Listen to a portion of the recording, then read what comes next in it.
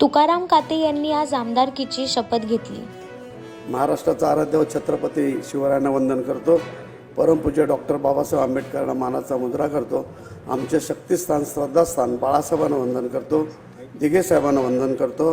मी तुकाराम पार्वतीबाई रामकृष्ण काते विधानसभा सदस्य म्हणून मी निवडून आलो.